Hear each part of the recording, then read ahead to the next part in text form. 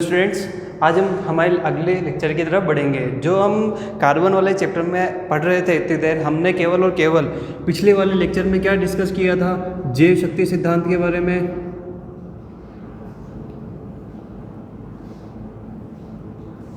और फिर हमने सिंपल कार्बन के बारे में डिस्कस किया था और उसकी विशेषताओं के बारे में डिस्कस किया था। अब हम पढ़ेंगे हमारे इस चैप्टर में जो सबसे मेन पॉइंट आ रहा है वो है हाइड्रोकार्बन। क्या है? हाइड्रोकार्बन का वर्गीकरण, यानी कि जो ऐसे यौगिक जो किससे बने हुए हो, कार्बन और हाइड्रोजन से बने हुए हो। तो अब हम पढ़ेंगे हाइड्रोकार्बन का वर्गीकरण।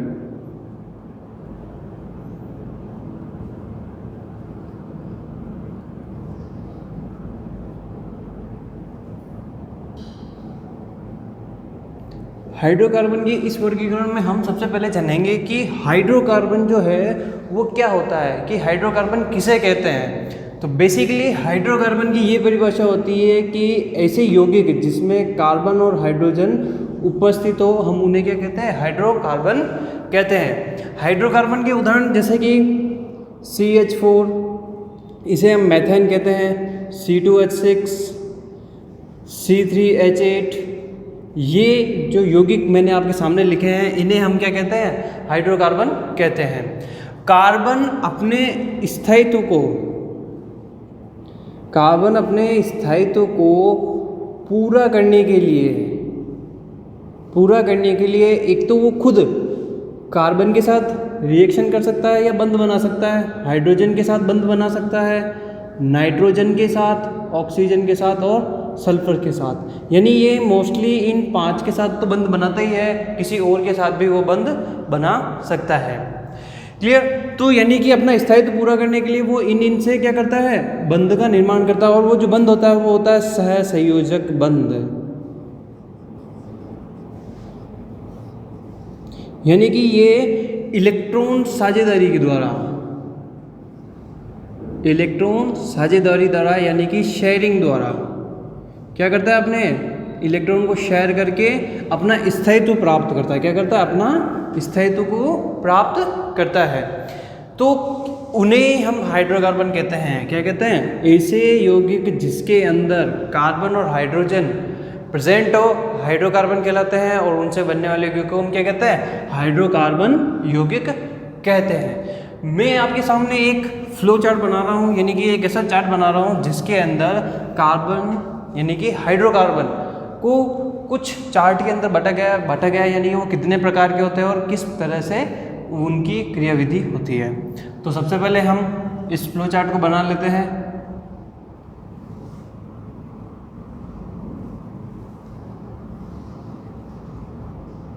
देखिए कि हाइड्रोकार्बन जो है बेसिकली 2 प्रकार के होते हैं। एक तो होता है विवर्त,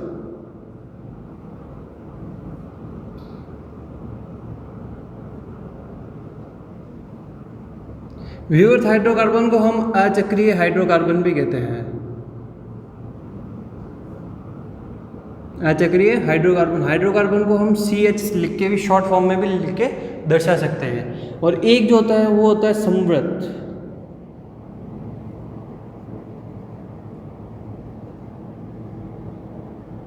समवर्त हाइड्रोकार्बन, इन्हें हम चक्रीय हाइड्रोकार्बन कहते हैं।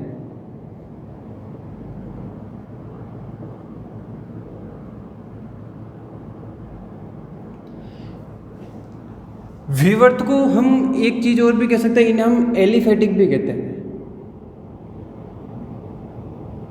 हम इन्हें एलिफेटिक हाइड्रोकार्बन भी कहते हैं।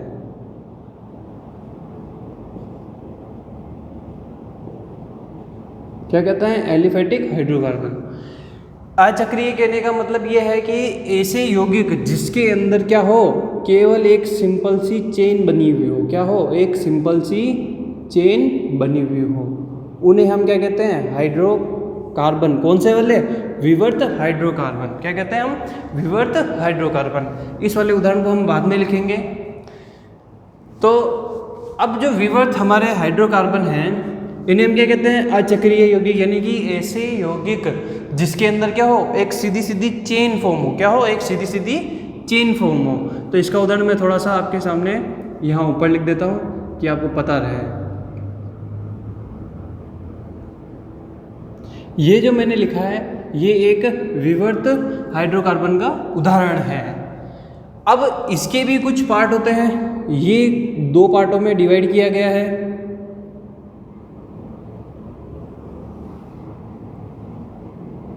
इसके 2 पार्ट कौन कौन से हैं तो वो देखिए, एक तो होता है संतृप्त, एक होता है असंतृप्त। थोड़ा पास में लिख लेते हैं हम यहाँ पर।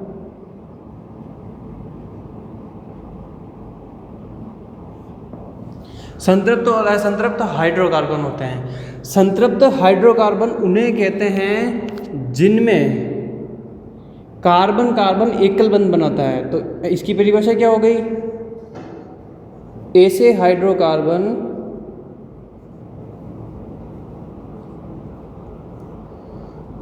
जिसमें कार्बन कार्बन द्वारा एकल बंध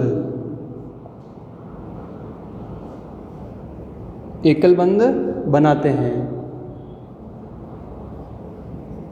उन्हें हम क्या कहते हैं? संतृप्त हाइड्रोकार्बन कहते हैं। मैंने पिछले वीडियो में बताया था कि एकल बंध क्या होता है। तो कार्बन जब एक ही बंध द्वारा बंधे होते हैं तो हम उसे क्या कहते हैं? एकल बंध। यानी ये जो बीच में ये जो बंध होता है उसे हम क्या कहते हैं? एकल बंध कहते हैं। तो इसलिए इन्हें संतृप्त कहने की एक वजह यह भी है कि आप इन्हें 3D में यानी कि 3 डायमेंशन में आप किसी भी प्रकार से इन्हें क्या कर सकते हो? घुमा सकते हो। यानी आप चारों दिशाओं में इस संतृप्त हाइड्रोकार्बन को घुमा सकते हो, तो उन्हें हम क्या कहते हैं? संतृप्त हाइड्रोकार्बन कहते हैं। इसे हम एल्केन कहते हैं। क्या कहते हैं? एल्केन। इन्हें हम एल्केन कहते हैं। एल्केन कहने की वजह यह है क्योंकि इनके अंदर एकल बंध पाया जाता है, और एकल बंध पाए जाने वाले के उदाहरण आपके पास है CH4, C2H6 और इत्यादि बहुत सारे इसके उदाहरण हैं। क्लियर? अब असंतृप्त हाइड्रोकार्बन उन्हें कहेंगे। अब असंतृप्त है तो असंतृप्त के भी आपके पास 2 पार्ट है यहाँ पर। असंतृप्त में पहला पार्ट तो है आपके एल्कीन और दूसरा पार्ट है आपके पास एल्काइन। एल्कीन उन्हें कहेंगे जिनमें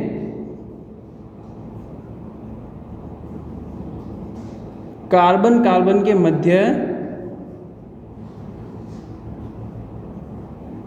द्विबंध हो। क्या हो? द्विबंध हो। यानी कि कार्बन और कार्बन किस बंध के द्वारा बंधे हुए हो? द्विबंध के द्वारा बंधे हो।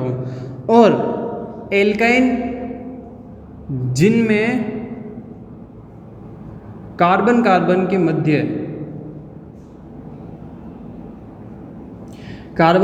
मध्य क्या हो? त्रिबंध हो, उन्हें हम एल्काइन कहेंगे। एल्कीन के उदाहरण में हम आता है एथीन, आता है आपका प्रोपीन और इत्यादि, और इसके आता है आपके एथाइन, प्रोपाइन इत्यादि। क्लियर? अब इन्हें असंतृप्त कहने की वजह यह है क्योंकि इनमें द्विबंध और त्रिबंध आने के कारण आप इन्हें 3D डायमेंशन में नहीं घुमा सकते हो। क्या नहीं कर सकते हो? 3D डायमेंशन में आप इसे नहीं घुमा सकते हो, क्योंकि अगर त्रिबंध और द्विबंध जब आप उन्हें 3D डायमेंशन में घुमाते हो तो उनके बंध आपस में टच हो जाते हैं, जबकि संतृप्त हाइड्रोकार्बन में ऐसा नहीं होता है क्योंकि वहाँ पर क्या है? एकल बंध है। इसलिए ये क्या है? 2 कैटेगरी में भी डिवाइड है, और ये सब एक सीधी सीधी चेन फॉर्म में होता है। इसलिए हम इन्हें क्या कहते हैं? अचक्रीय हाइड्रोकार्बन कहते हैं। अब जो हमारा चक्रीय हाइड्रोकार्बन है ये भी आपके कुछ 2 प्रकार के होते हैं। वो 2 प्रकार क्या हैं? तो देखिए,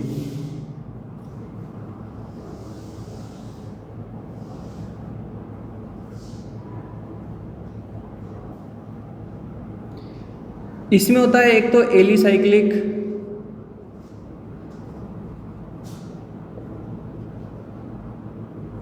और होता है एक एरोमेटिक।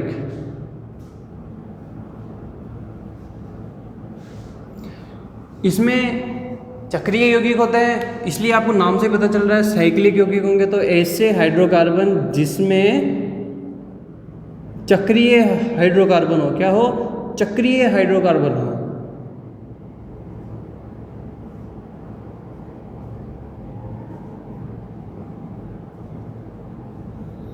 चक्रीय हाइड्रोकार्बन हो तथा एकल बंध से जुड़ी हो।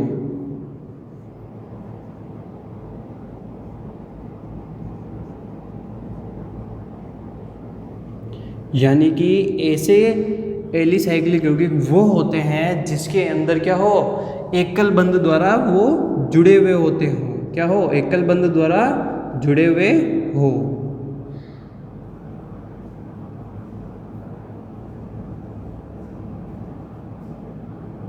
अब देखिए यहाँ पर जो मैंने ये आकृति बनाई है ये एलिसाइक्लिक की है, क्योंकि यहाँ पे देखिए ये जो बंध है आपका ये वाला वो क्या है, एकल बंध है।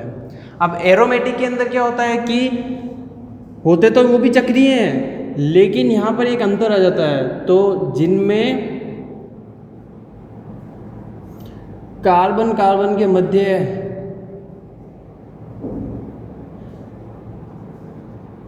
द्विबंध या त्रिबंध हो, क्या हो, द्विबंध या त्रिबंध हो, उन्हें हम क्या कहेंगे, एरोमेटिक यौगिक होते हैं। और एरोमेटिक का मतलब होता है जिनमें आपके सुगंध हो, क्या हो, सुगंध,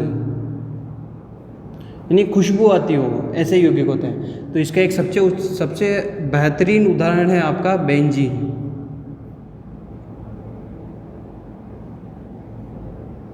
ये जो मैंने आकृति बनाई है किसकी है, बेंजीन की है।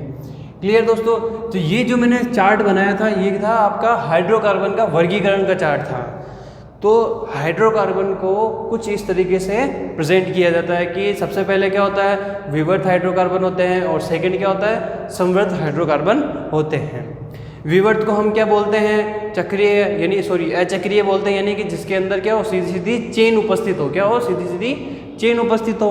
और समवर्त को हम बोलते हैं चक्रीय हाइड्रोकार्बन। क्लियर। जो अचक्रीय हमने उनको फिर दो भागों में बांटा था, कौन कौन से, संतृप्त हाइड्रोकार्बन और असंतृप्त हाइड्रोकार्बन।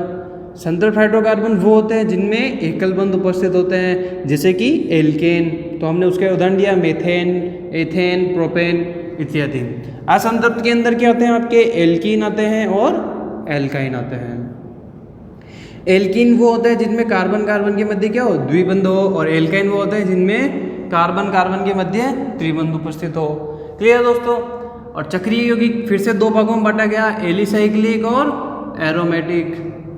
एलिसाइक्लिक वो जिसके अंदर चक्रीय यौगिक तो हो लेकिन कार्बन कार्बन के मध्य क्या हो, एकल बंध हो। क्लियर। ये जो आकृति मैंने बनाई इसे हम कहते हैं साइक्लोहेक्सेन।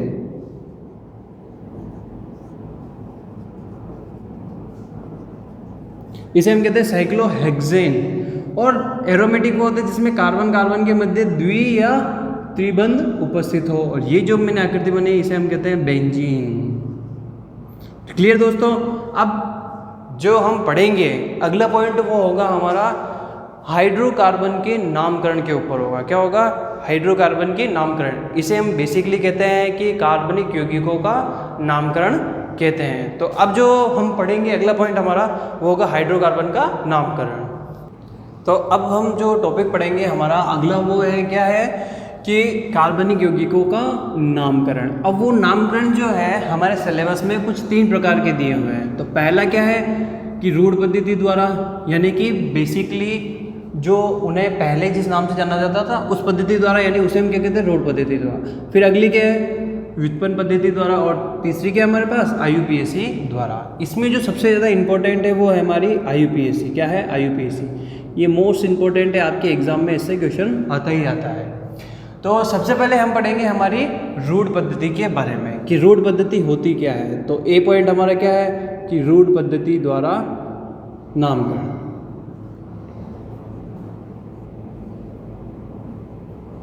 अब इसके रूढ़ पद्धति कहने का तात्पर्य क्या है, तो रूढ़ पद्धति हम इसलिए कहते हैं क्योंकि यौगिक के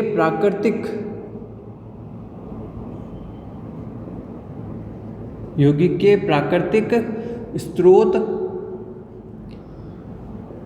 तथा गुणों के आधार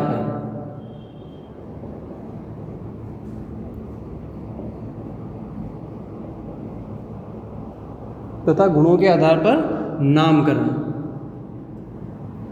नामकरण को इंग्लिश में हम नोमेनक्लेचर कहते हैं। तो इसका जो बेसिकली पॉइंट वो क्या है, नोमेनक्लेचर ऑफ ऑर्गेनिक कंपाउंड। तो रूढ़ पद्धति की परिभाषा क्या है कि यौगिक के प्राकृतिक स्रोत तथा उसके आधार पर नामकरण किया जाता है। तो ऐसे यौगिक जिन्हें हम जिस प्राकृतिक स्रोत से प्राप्त करते हैं उसके गुणों द्वारा हम उसे पहचानते हैं, उस आधार पर हम क्या करते हैं, उनका नामकरण करते हैं। तो इसमें एक उदाहरण मैं आपके सामने देने जा रहा हूँ, वो है आपका मेथेन का। इसे हम साइंस की भाषा में यानी कि जो केमिस्ट्री की लैंग्वेज में मेथेन कहेंगे, और उसी केमिस्ट्री की लैंग्वेज में जिस इसका नाम दिया गया है वो है मार्श गैस। अब ये जिस स्रोत से मिलती है वो है हमारा दलदली इलाका।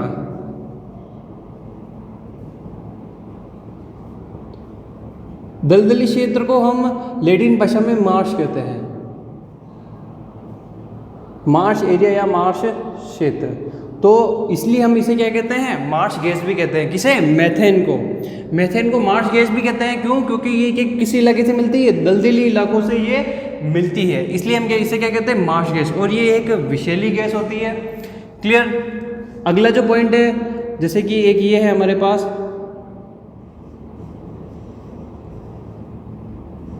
ये जो है ये है हमारा एसिटिक एसिड, एसिटिक अम्ल। ये जो है सिरके द्वारा प्राप्त होता है। किसके द्वारा, सिरके द्वारा, सिरका जिसे हम कहते हैं सिरका द्वारा या सिरके द्वारा, क्योंकि सिरका को लैटिन में एसिटम कहते हैं,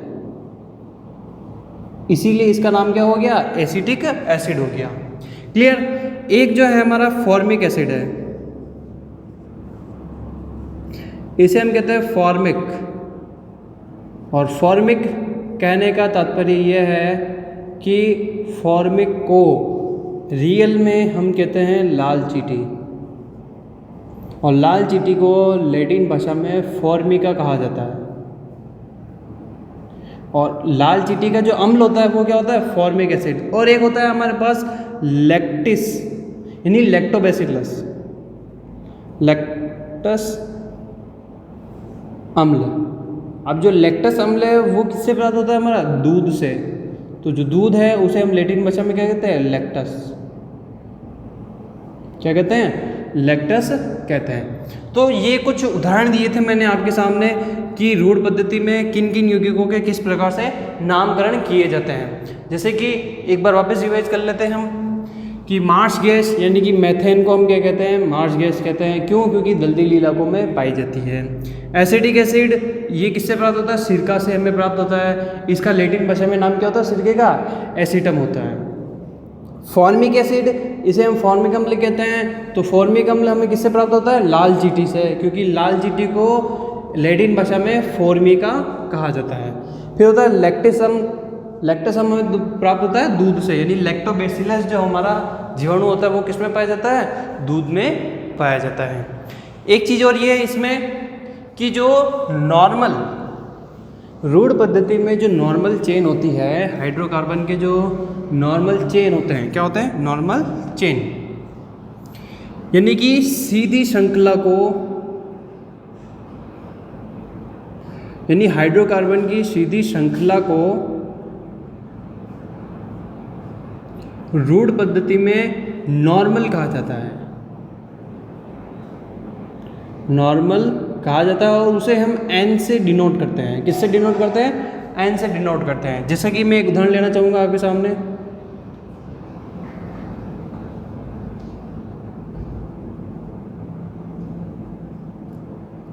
ये मैंने आपके सामने उदाहरण लिया है, इसके अंदर 5 कार्बन है। देखिए 1 2 3 4 और 5, कितने कार्बन है, 5 कार्बन। तो इसे हम, ये जो उदाहरण है आपके सामने ये, तो इसे हम कहेंगे एन पेंटेन।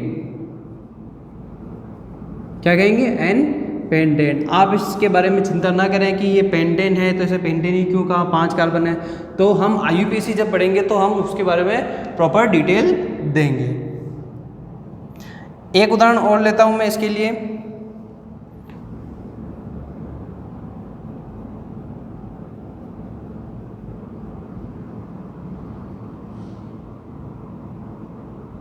अब देखिए यहाँ पर कितने कार्बन है, 1 2 3 4 5 6। तो हम इसे कहेंगे एन हेक्सेन। क्या कहेंगे, एन हेक्सेन। क्लियर दोस्तों। अब इसमें एक वेरिएशन और आता है कि वो क्या है, तो वो देखिए कि पहला पॉइंट ये हो गया एक, अगला पॉइंट ये है कि कुछ इस तरीके के ग्रुप को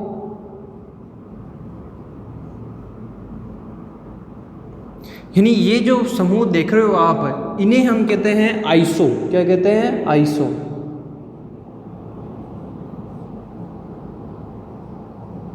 क्या कहते हैं? आइसो। यानी ऐसा ग्रुप किसी श्रृंखला में जुड़ा हुआ हो तो हम उसे क्या कहते हैं? आइसो हाइड्रोकार्बन कहते हैं। तो इसका एक उदाहरण मैं आपके सामने रख देता हूं।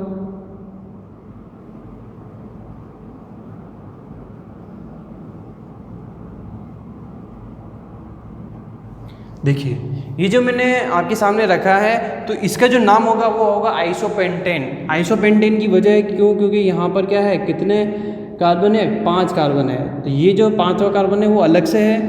क्लियर? तो इसका जो नाम होगा वो होगा आइसोपेंटेन। इसे आइसोपेंटेन कहने की वजह यह है बच्चों, क्योंकि इसमें ये जो शेप है वो थोड़ा आई का बनता है, आधा आई बनता है। तो देखिए वो जो आधा आई बनता है वो कुछ इस प्रकार से बनता है। एक ये है कार्बन, ये कार्बन, एक ये वाला कार्बन ये जुड़ा हुआ है जो, और एक ये, और एक कोने वाला।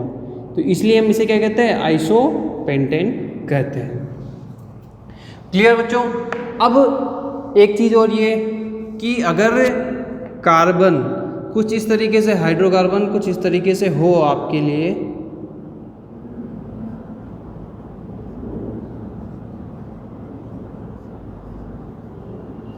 तो इस जो समूह है ये वाला मैंने जो बनाया तीसरे नंबर पे, इसे हम कहते हैं नियो। क्या कहते हैं? नियो। इसे नियो इसलिए कहा जाता है क्योंकि एक कार्बन चारों तरफ से क्या होता है? घिरा हुआ होता है। इस वाले को हम बोलते हैं कि 2 डिग्री हाइड्रोकार्बन, इसको हम बोलते हैं 3 डिग्री हाइड्रोकार्बन, और इसे हम बोलते हैं 1 डिग्री हाइड्रोकार्बन। ये जो है वो बड़ी क्लासों में आता है, फिर भी मैं आपको छोटा सा बता देता हूँ कि ऐसा हाइड्रोकार्बन जो क्या हो, सीधा हो, उसे हम 1 डिग्री बोलते हैं, और जो 2 तरीके से गिरा हो उसे हम 2 डिग्री बोलते हैं, और ऐसा हाइड्रोकार्बन जो 3 जगह से गिरा हुआ उसे हम क्या बोलते हैं? 3 डिग्री। इसका उदाहरण मैं बहुत अच्छा ले रहा हूँ आपके सामने, जो इजी वे से आपको याद हो सकता है। ये जो लिया है मैंने, इसे कहते हैं हम नियोपेंटेन।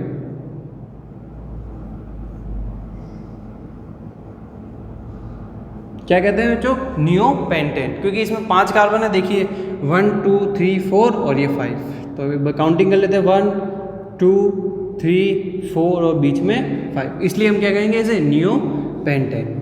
तो अब तक तो ये था हमारा कौन सा नामकरण? रूढ़ पद्धति से नामकरण। क्लियर? अब जो हमारा सेकंड है वो क्या है? व्युत्पन्न नामकरण, यानी कि उसके नोमेनक्लेचर, यानी कि ऐसा नोमेनक्लेचर जो क्या हो, उसके व्युत्पन्नों द्वारा बनाया गया हो। तो अगला क्या है हमारा? व्युत्पन्न नामकरण। हम ए पॉइंट पढ़ चुके हैं, हम बी पॉइंट डिस्कस करेंगे अब।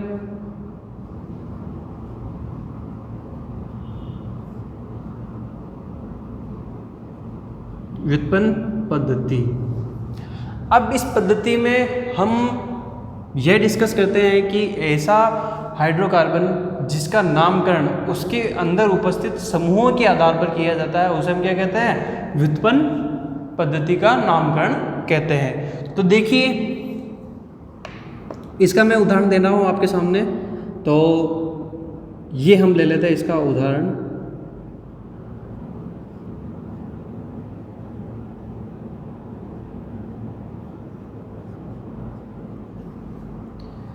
एक और ले लेते हैं यहाँ पर, ये कुछ इस तरीके का। अब देखिए बच्चों कि यहाँ पर टोटल कितने कार्बन दिख रहे हैं आपको? 4 कार्बन है। कितने कार्बन है? यहाँ पर है 4 कार्बन उपस्थित है हमारे पास। अब इसका नामकरण हमें व्युत्पन्न पद्धति द्वारा करना है। तो इसमें जो ये आसपास में ये जो समूह जुड़े हुए हैं, इन्हें हम कहते हैं प्रतिस्थापी समूह कहते हैं। इन्हें क्या कहते हैं बच्चों? प्रतिस्थापी। क्या कहते हैं? प्रतिस्थापी समूह कहते हैं। तो अब इसका जो नामकरण होगा व्युत्पन्न पद्धति से, वो क्या होगा? तो वो देखिए यहाँ पर ये जो समूह लगा हुआ है इसे हम कहते हैं मैथिल समूह। क्या कहते हैं? मैथिल समूह कहते हैं, मैथिल ग्रुप कहते हैं इसे हम, मैथिल ग्रुप कहते हैं इसे हम। तो इसका नामकरण क्या होगा, तो वो देखिए इसका नामकरण क्या होगा। अब ये देखो कि ये 3 है, तो इसके 3 को हम कहते हैं ट्राई, क्या कहेंगे, ट्राई। ट्राई कहने की वजह है क्योंकि ये जो मैथिल समूह वो 3 जगह है, 1, 2 और 3, तो ये 3 जगह हो गई, होने की वजह से क्या हो गया, ट्राई। अब मैथिल है तो हम क्या लिखेंगे, मैथिल, ट्राई मैथिल। अब ये किस कार्बन से जुड़ा हुआ, तो एक कार्बन से जुड़े हुए हैं ये तीनों, तो एक कार्बन को हम बोलते हैं मेथेन, तो ये क्या हो गया, ट्राई मैथिल मेथेन। ये तो था व्युत्पन्न पद्धति से, इसलिए हम इसको ऐसा लिख रहे हैं। एक उदाहरण और ले लेते हैं हम आपके सामने।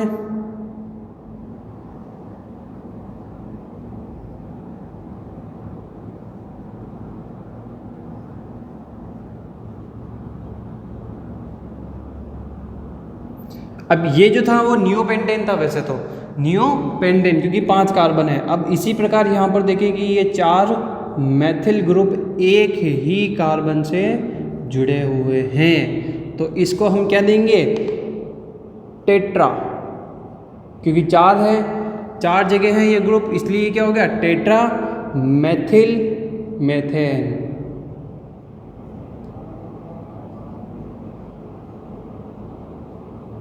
क्या हो गया इसका नाम, टेट्रा मैथिल मेथेन। तो ये तो था हमारा व्युत्पन्न पद्धति से था। अब हम पढ़ेंगे हमारी मोस्ट इंपॉर्टेंट IUPAC पद्धति के द्वारा। तो अब तक हमने क्या कंप्लीट कर लिया, व्युत्पन्न। अब हम पढ़ेंगे हमारी मोस्ट इंपॉर्टेंट IUPAC। IUPAC का पूरा नाम होता है international union of pure and applied chemistry. तो इसका पूरा लिख देता हूँ मैं आपके सामने।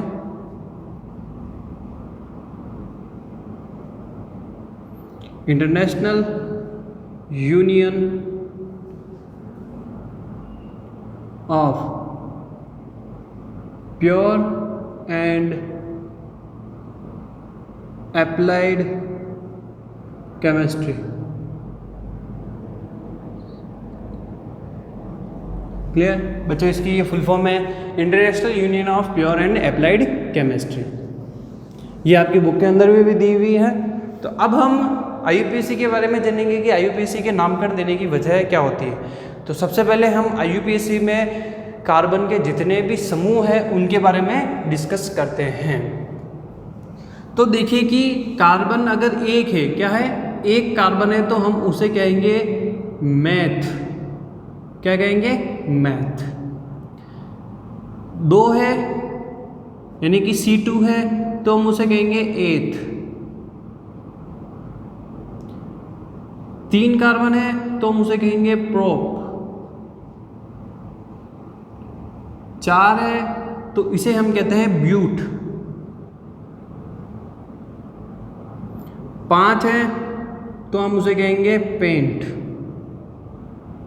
और 6 अगर कार्बन है तो हम उसे कहेंगे हेक्स। और अगर 7 है तो हेप्ट। 8 है तो ऑक्ट। क्लियर। वैसे बेसिकली आपके केवल 8 तक ही आता है और वैसे ये बहुत ज़्यादा भी होते हैं। क्लियर। तो ये जो आपके 8 सामने मैंने लिखे हैं, ये आपको ये नाम याद रखने होंगे। क्लियर दोस्तों। तो ये तो था हमारा केवल और केवल क्या था, IUPAC के। एक कार्बन को क्या कहते हैं, मैथ। 2 को एथ, 3 को प्रोप, 4 को ब्यूट, 5 को पेंट, 6 को हेक्स, 7 को हेप्ट और 8 को ऑक्ट। क्लियर दोस्तों। अब मैंने पहले बोला था मेथेन, एथेन, प्रोपेन, तो अब वो एथेन, मेथेन, प्रोपेन क्या होते हैं, तो अब वो देखिए यहाँ पर। तो देखिए कि एथेन, मेथेन और प्रोपेन होते क्या है। CH4 को हम कहते हैं मेथेन,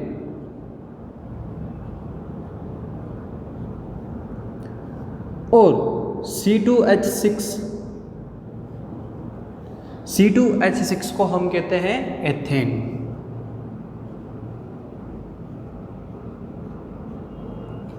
C3H8 को हम कहते हैं प्रोपेन।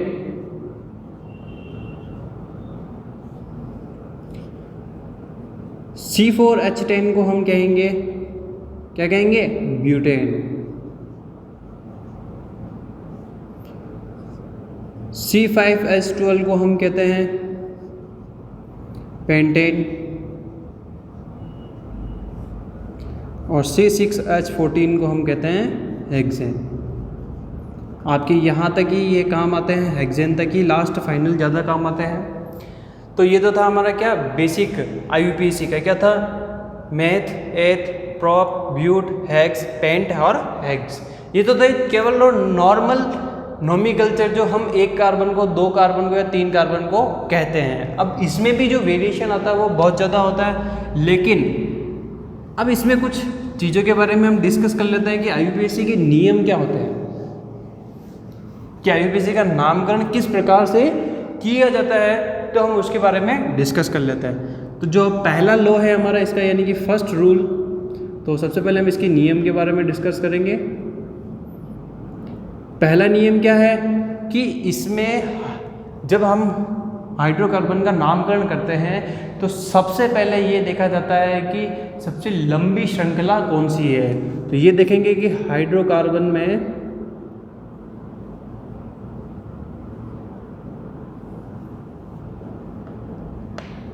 सबसे लंबी श्रृंखला,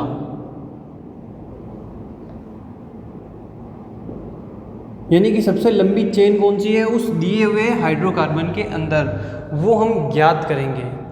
सेकंड ये होता है कि हाइड्रोकार्बन में कार्बन की जो संख्या वो कितनी है, तो कार्बन संख्या के आधार पर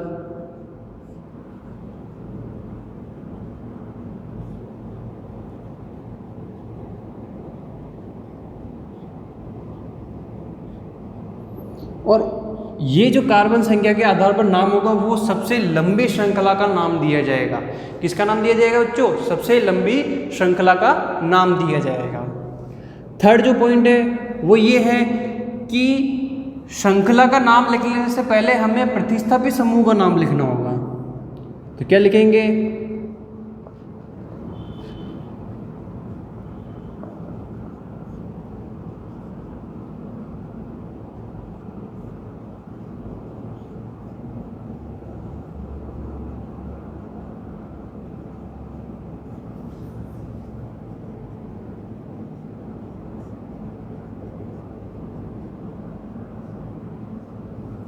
यानी कि कार्बन श्रृंखला का नाम लिखने से पूर्व हमें किसका नाम लिखना होगा? प्रतिस्थापी समूह का। अब प्रतिस्थापी समूह से आप सोचेंगे कि ये क्या होते हैं, तो मैं बता दूं कि एक तो इस तरह का प्रतिस्थापी होता है, इसे हम कहते हैं मेथिल। एक होता है C2H5, इसे हम कहते हैं एथिल। एक होता है हमारे पास C3H7, इसे हम कहते हैं प्रोपिल। क्लियर दोस्तों? तो ये जो आते हैं हमारे पास प्रतिस्थापी समूह बन के आते हैं। एक जो समूह था हमारे पास वो कुछ इस तरीके था, इसे हम कहते हैं आइसोप्रोपिल। क्लियर? और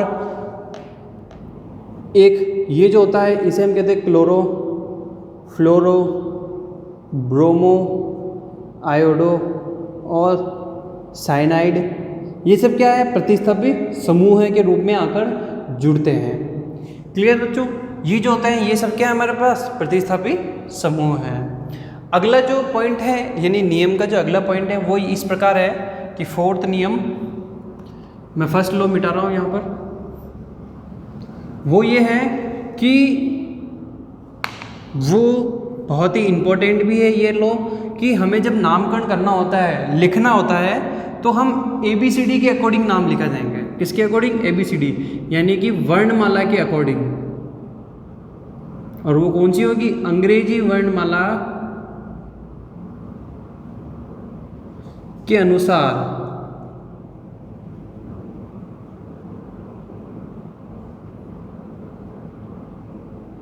नाम लिखा जाएगा।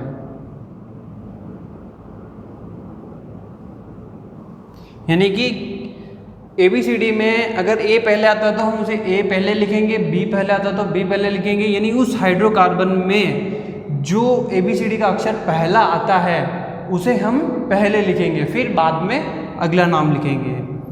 तो इसके अंदर हम जिन जिन हाइड्रोकार्बन के बारे में डिस्कस करेंगे उनके नाम मैं यहाँ लिख देता हूँ। तो वो कौन कौन से हैं? जिसके बारे में हम डिस्कस करेंगे, पहला होगा हमारे पास एल्केन के बारे में, दूसरा होगा एल्कीन के बारे में, तीसरा होगा हमारे पास एल्काइन के बारे में। क्लियर दोस्तों? तो एल्कीन और एल्काइन के बारे में हम IUPAC के किस तरीके से नामकरण करते हैं वो हम जानेंगे कि एल्कीन क्या होता है, एल्काइन क्या होता है, या और किस प्रकार से इनका नामकरण किया जाता है, तो देखेंगे अब हम। उससे पहले मैं कुछ चीज़ें बता दूं कि ये जो नामकरण है बड़े इम्पोर्टेंट है। अगर आपने इनको प्रैक्टिस में लेके आएंगे तो ये आपको ज़्यादा समझ में आएंगे और आप इन्हें फटाफट से कर पाएंगे, क्योंकि आपके बोर्ड एग्जाम में 1 मार्क्स या 2 मार्क्स के अंदर इसका क्वेश्चन आ सकता है कि निम्न दिए गए हाइड्रोकार्बन यौगिक का IUPAC पद्धति द्वारा नामकरण कीजिए। तो अब हम डिस्कस करते हैं। सबसे पहले IUPAC में ही सबसे पहले हम डिस्कस करेंगे हमारे एल्केन के नामकरण के बारे में।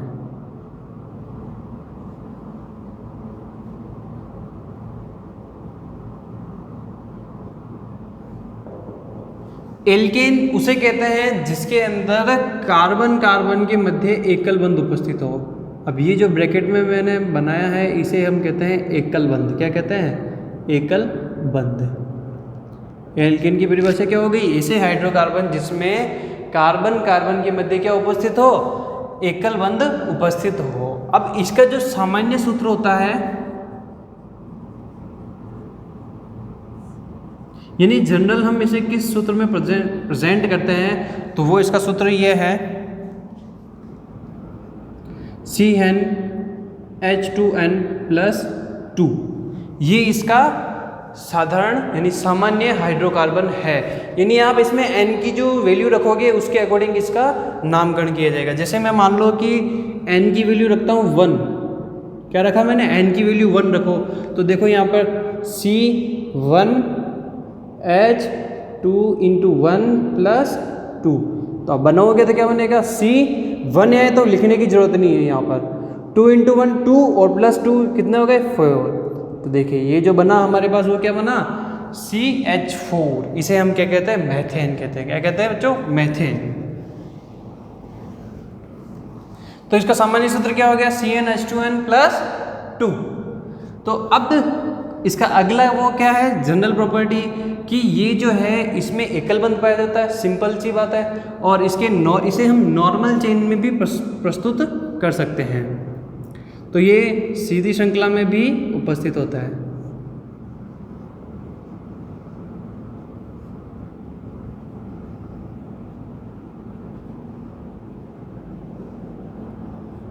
क्लियर दोस्तों? और ये सबसे इम्पोर्टेंट होता है और ये शाखित में भी पाया जा सकता है। अब इसके अंदर भी हमें यही ध्यान रखना है कि प्रतिस्थापी समूह अगर आ रहा है तो उसके अकॉर्डिंग नामकरण करेंगे और सबसे लंबी श्रृंखला का चयन करेंगे। सबसे पहले ही काम हमारा ये होना चाहिए कि सबसे लंबी श्रृंखला का चयन करो।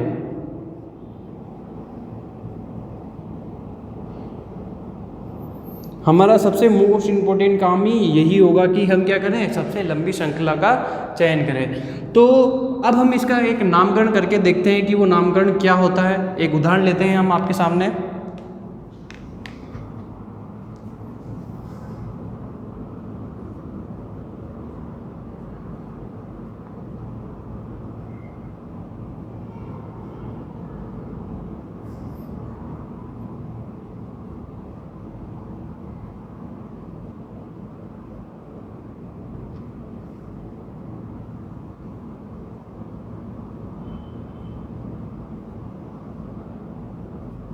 देखो दोस्तों, मैंने आपके सामने एक उदाहरण लिया है, थोड़ा टफ भी है, तो आपको जल्दी समझ में आ जाएगा कि ये इसका नामकरण हम कैसे करेंगे। तो बेसिकली ये क्या है? एल्केन है, क्योंकि यहाँ पर क्या है? सभी जगह एकल बंध है। क्या है? सभी जगह एकल बंध उपस्थित है। अब इसका नामकरण करना स्टार्ट करते हैं। तो सबसे पहला नियम ही क्या होता है हमारा? कि सबसे लंबी श्रृंखला का चयन करेंगे। तो सबसे लंबी श्रृंखला कौन सी है? तो देखिए, कुछ बच्चे क्या देखेंगे कि ये सीधी सीधी ये दिख रही है तो हम इसको ले लेते हैं। नहीं बच्चों, हमें सबसे लंबी श्रृंखला का चयन करना है जो इस हाइड्रोकार्बन में दी हुई होती है। तो उसका सबसे लंबी श्रृंखला का चयन करते हैं। तो देखिए मैं दिखा रहा हूँ आपको कि सबसे लंबी श्रृंखला यहाँ पर कौन सी उपस्थित है। तो देखिए 1 2 3 4 5 6 और 7 क्या है। देखिए यहाँ पर जो है ये जो लंबी श्रृंखला बन रही है वो कुछ इस प्रकार से बन रही है। ये लंबी श्रृंखला है, सबसे लंबी श्रृंखला यही है। और उस लंबी श्रृंखला के बाद जो समूह बच जाता है तो वो होता है हमारा प्रतिस्थापी समूह है। क्या होता है वो? प्रतिस्थापी समूह होता है। अब ये जो अलग से बच गया हमारा, ये क्या है? प्रतिस्थापी समूह। और इस प्रतिस्थापी को हम कहते हैं मेथिल। अब देखो कि हमारे पास कितने कार्बन है? 7। और 7 कार्बन को हम क्या कहते हैं? हेप्टेन। क्या कहते हैं? हेप्टेन। और इस हेप्टेन का नामकरण किस प्रकार किया जाएगा? तो सबसे पहले क्या आएगा हमारे पास? मेथिल। क्या आएगा? मेथिल। क्योंकि प्रतिस्थापी समूहों का नाम पहले लिखा जाएगा। क्या लिखा जाएगा? पहले लिखा जाएगा कार्बन श्रृंखला के नाम से पूर्व। तो देखिए इसका नाम क्या हो जाएगा बच्चों। और हमें क्या करना है कि जो प्रतिस्थापी जिस स्थान पे जुड़ा हुआ है, क्या जुड़ा हुआ है? प्रतिस्थापी जिस स्थान पर जुड़ा हुआ है और जिस तरफ से पास में पड़ता हो, प्रतिस्थापी समूह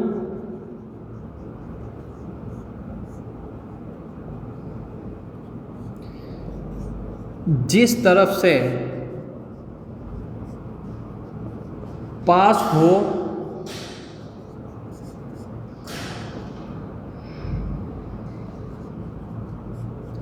वहाँ से काउंटिंग स्टार्ट करते हैं, यानी गिनना स्टार्ट करते हैं।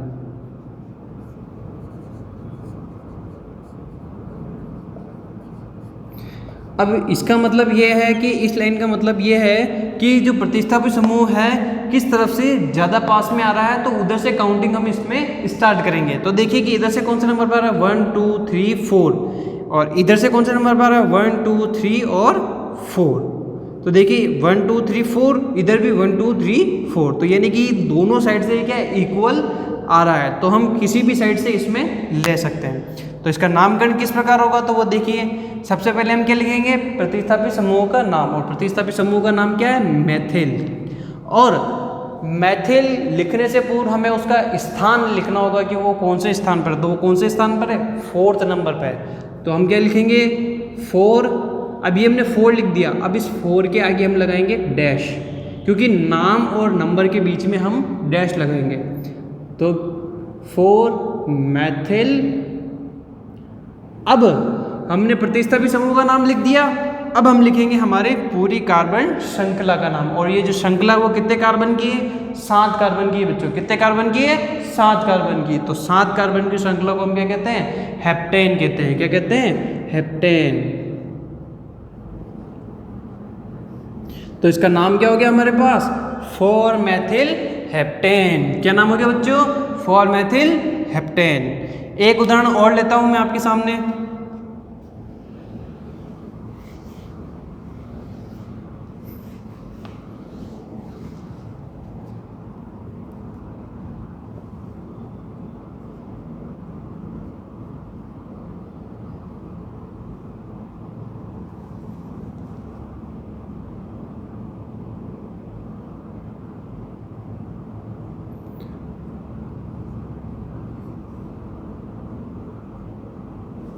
देखो बच्चों, अब ये जो मैंने उदाहरण लिया है इसके अंदर सीधी श्रृंखला, सबसे लंबी श्रृंखला ढूंढनी है। सबसे पहला काम यही है। तो देखो सबसे लंबी श्रृंखला कहाँ पर है? तो ये रही। वो क्या है? ये है सबसे लंबी श्रृंखला। देख ली। अब उस सबसे लंबी श्रृंखला में कार्बन संख्या गिनो कितनी है। तो गिनो यहाँ से 1 2 3 4 और 5। कितनी हो गई? 5 हो गई। तो ये जो थी हमारी श्रृंखला कितने कार्बन की थी हमारे पास? 5 श्रृंखला, यानी कि 5 कार्बन की है। कितने कार्बन की है? 5 कार्बन की। तो ये तो पता चल गया कि श्रृंखला का नाम क्या हो जाएगा? पेंटेन। क्या हो जाएगा? पेंटेन। अब हम देखेंगे कि प्रतिस्थापी समूह है तो वो किधर से पास में आ रहा है। तो एक बार आप इधर से काउंटिंग कीजिए और एक बार इधर से काउंटिंग कीजिए। तो करना स्टार्ट करें। इधर से करता हूँ तो कितने नंबर पे आ रहा है ये क्लोरो, 1 2 3। तो कितने नंबर पे आ रहा है क्लोरो और ये ब्रोमो। ये दो प्रकार के प्रतिस्थापी समूह अब बच गए हैं हमारे पास। ये तो है ब्रोमो और ये है क्लोरो। तो इधर से तीसरे नंबर पे आ रहा है। अब इधर से काउंटिंग करो, 1 2 और 3, यानी कि दोनों तरफ से तीसरे नंबर पे आ रहा है। तो अब हम इसकी नामकरण लिखेंगे। तो सबसे पहले हमें किसका नाम लिखना है? प्रतिस्थापी समूह का नाम लिखना है। किसका नाम लिखना है बच्चों? प्रतिस्थापी समूह का नाम लिखना है। तो प्रतिस्थापी का नाम क्या है? सबसे पहले एक तो देखो क्लोरो है हमारे पास और ब्रोमो। एक चीज और मैंने बताई थी कि ABCD के अकॉर्डिंग हम इसका नाम लिखेंगे। तो ABCD में C से पहले क्या आता है? B या C आता है। तो C से पहले क्या आता है? B आता है। तो हम इसका नाम किस स्टार्टिंग करेंगे और हमें इनका स्थान भी लिखना है। तो क्या लिखेंगे? 3। तीसरे नंबर पे ब्रोमीन है तो 3 ब्रोमो, 3 ब्रोमो। फिर वापस डैश लगाएंगे। क्लोरीन लिखना है, हमें क्लोरो का लिखना है तो 3 क्लोरो। क्लियर दोस्तों? क्लियर?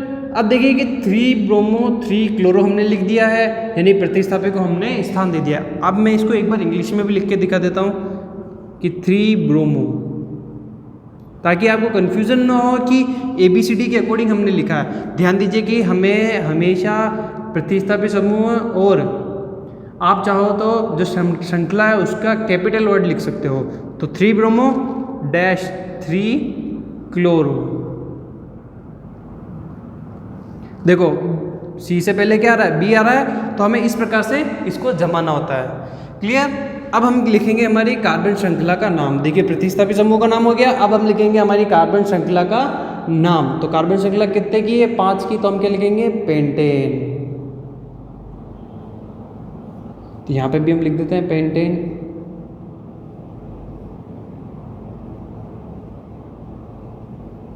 लिख दिया देखो। तो अब ये इसका नामकरण हो चुका है। IUPAC की खास बात ये है कि हम कार्बन श्रृंखला का नाम लिखते हैं इसमें एक तो, और प्रतिस्थापी से जिस स्थान पर जुड़ा हुआ है हम उसका नाम लिखते हैं। एक उदाहरण और लेता हूं मैं आपके सामने।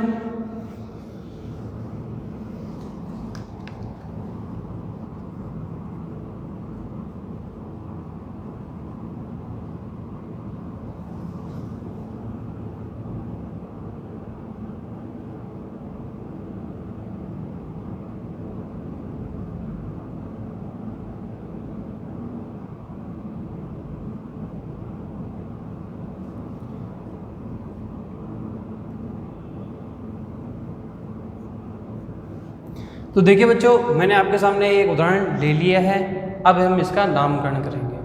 तो इसका नामकरण करते हैं। अब सबसे पहला काम क्या होता है हमारा? सबसे लंबी श्रृंखला को ढूंढना। क्या काम होता है? सबसे लंबी श्रृंखला को ढूंढना। तो देखिए कि कार्बन की सीधी श्रृंखला तो दिख रही है हमें, लेकिन यहाँ ऊपर नीचे 2 कार्बन और जोड़े हैं मैंने। तो सबसे लंबी श्रृंखला क्या हो जाएगी? तो आप चाहो तो इस वाले कार्बन को भी काउंट कर सकते हो या फिर इसको काउंट करो। दोनों में से किसी एक को हमें काउंट करना है। तो मैं ऊपर वाले को काउंट कर लेता हूँ, आप चाहो तो नीचे वाले को काउंट कर सकते हैं। तो देखिए सबसे लंबी श्रृंखला मिल गई हमें, तो वो उसको मैं ब्रैकेट में बंद कर देता हूँ। अब जो बच गए हैं हमारे पास श्रृंखला से बाहर, वो क्या है? प्रतिस्थापी है। क्या है? प्रतिस्थापी है। अब गिन लेते हैं कि कितने कार्बन है। तो 1 2 3 4 5 6 और 7। कितने कार्बन हो गए? 7। तो ये तो पता चल गया है कि हेप्टेन हो गया। यहाँ पर क्या हो गया? हेप्टेन। अब हम ये देखेंगे कि प्रतिस्थापी समूह किधर से पास में आ रहा है। तो अब यहाँ पर 2 प्रतिस्थापी है, वो भी दोनों अलग अलग जगह है। क्या है? दोनों अलग अलग जगह है। लेकिन देखेंगे कि ABCD में कौन सबसे पहले आता है। इसका नाम है आयोडो और इसका है मेथिल। तो ABCD में I पहले आता है या M पहले आता है? तो ऑब्वियसली बात है कि I पहले आता है, तो हम इसको प्रायोरिटी देंगे। क्लियर दोस्तों?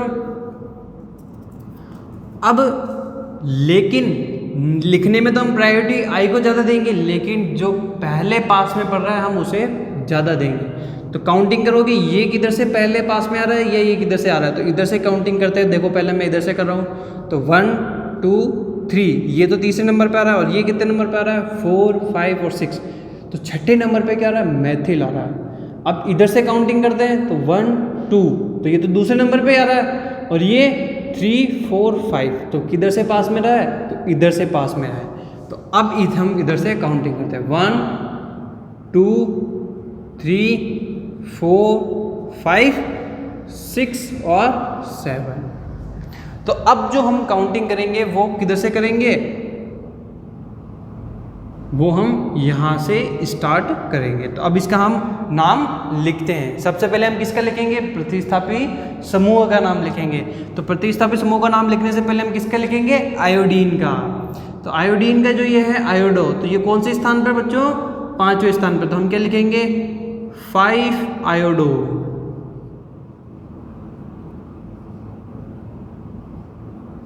5 आयोडो। और कौन से स्थान पे मैथिल है, सेकंड पर, तो 2 मैथिल।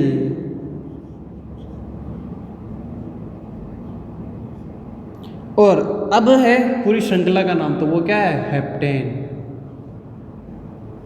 इंग्लिश में भी लिख देता हूं इसे, 5 आयोडो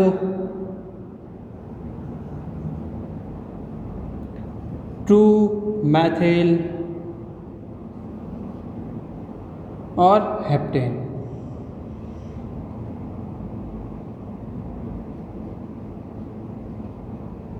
ये जो है एन, इसके बारे में मैं बता देता हूं कि एल्केन के लिए, किसके लिए, एल्केन के लिए हम जो प्रत्यय यूज करते हैं, क्या यूज करते हैं, प्रत्यय। इसे हम पूर्व लग्न या अनुलग्न भी कहते हैं। प्रत्यय जो हम यूज करते हैं वो एल्केन के लिए हम एन यूज करते हैं। क्या यूज करते हैं बच्चों, एन। इंग्लिश में हम कहेंगे ANE। क्या कहेंगे, ANE। तो ये जो पूर्व लग्न यानी जो इसका प्रत्यय है वो क्या है, एल्केन का एन प्रत्यय है। तो इसे हम लगाएंगे किसी भी श्रृंखला के अंत में। तो देखिए एकल बंध का यही पहचान होती है कि उसके पीछे क्या लगा होता है, एन। ये वर्ड अगर आपको किसी श्रृंखला के एंड में मिल जाता है, कौन सा, ANE, तो वो देखिए कि वो क्या हो जाएगा, एकल बंध वाली श्रृंखला हो जाएगी। उसे हम क्या कहेंगे, एल्केन कहेंगे। तो ये तो था, अभी तक किसके बारे में पढ़ा था हमने, एल्केन के नामकरण के बारे में। किसके बारे में पढ़ा था हमने, एल्केन के बारे में। अब जो हम पढ़ेंगे वो किसके बारे में पढ़ेंगे बच्चों, एल्कीन के बारे में।